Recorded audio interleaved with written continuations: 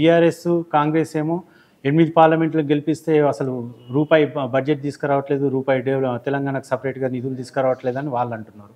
మీరేమో ఈ రకంగా మాట్లాడుతున్నారు. భారతదేశం లేదా ప్రపంచంలో ఉన్న తెలుగు వాళ్ళందరూ చూసినారు. భారత పార్లమెంట్లో ఆర్థిక శాఖ మంత్రి గౌరవనీయ నిర్మలా సీతారామన్ గారు ఏం మాట్లాడారు?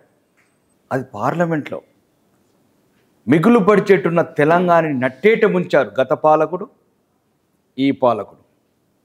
ఈరోజు అంకెలతో సహా సంఖ్యలతో చెప్పాము.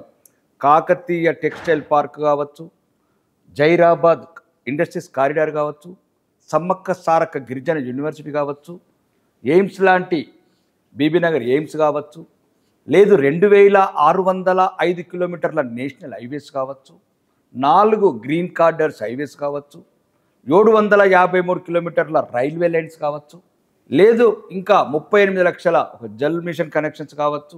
ఇవన్నీ దేశవ్యాప్తంగా అన్ని రాష్ట్రాలకు ఇస్తున్నట్టు ఇచ్చారు. సపరేట్ మీరు చేసింది ఏముంది? 5605 కోట్లు.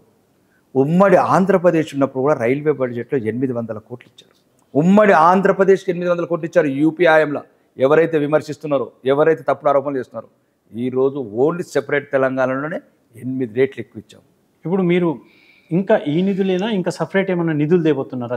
నిధులు 26,000 కోట్లు చెప్పారు. మొన్న కూడా గడ్కరీ గారు వచ్చినప్పుడు గౌరవనీయ మంత్రులు, ఇల్లు కావాలంటే మీకు ఎన్ని కావాలంటే మీరు రాష్ట్ర వాటా ఇవ్వండి, రాష్ట్ర వాటా ఇవ్వండి. ఈరోజు రీజనల్ రింగ్ రోడ్ 26,000 కోట్లు ఇచ్చాం, టెండర్స్ కాల్ఫర్ చేసాం. ఉత్తర రీజనల్ రింగ్ రోడ్, దక్షిణ తెలంగాణ మీరు అవినీతిపరంగా మీరు ఆపుకున్నారు.